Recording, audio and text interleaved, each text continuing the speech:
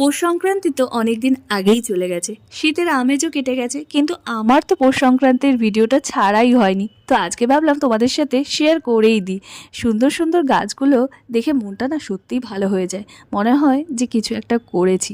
আর এই সকাল সকাল ঝোলা গুড় দেখে তোমরা ভাবছো কি হচ্ছে, পৌষ সংক্রান্তির দিন আর কী বা হবে পিঠে ছাড়া। তো বিউলির ডালগুলো ভিজিয়েছিলাম, মিক্সিতে এখন পেস্ট করে নিয়েছি। সুন্দর করে ব্যাটারটা বানিয়ে এখন আলুর দম বানাচ্ছি মটরশুঁটি দিয়ে।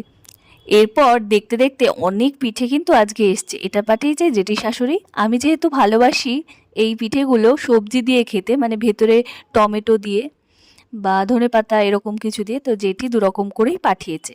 আর এখন আমি বানাবো সরু চুকলি।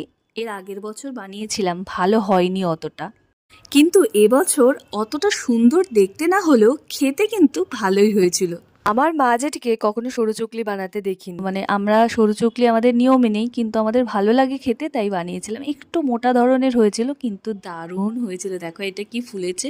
আর কোনো জিনিস যদি বানানোর পর ভালোভাবে হয় তাহলে সেটার আনন্দটাই আলাদা, কোনো কষ্টই লাগে না, মনে হয় যে না আরও করি অনেকগুলো।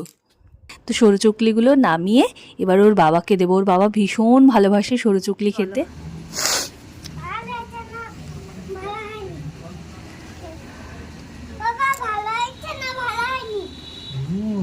Heavy taste.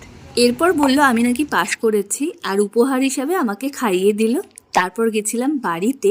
তো এদের দুটোকে তো রোদের মধ্যে ফেলে রেখেছে, রোদে স্নান টান করিয়ে বসিয়ে রেখেছে। আজকে তো খালি পিঠেই আসছে। এটা পাঠিয়েছে আমার মা, আর কিছুটা পাঠিয়েছে জেঠি। যেহেতু মা আর জেঠি এখন আলাদা আলাদা বাড়িতে থাকে, তাই দুজনে আলাদা আলাদা বানিয়েছে। তো দু রকমের পিঠে আমি নিয়ে ছাদে চলে গেলাম, কিছুটা খেলাম।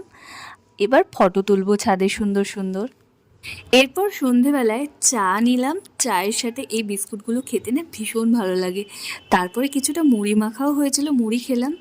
এরপর শাশুড়ি মায়ের নিচে ডাক হলো, চা আয় আমার সাথে একটু সরা পিঠে বানা। তো সরা পিঠাও বানানো হলো।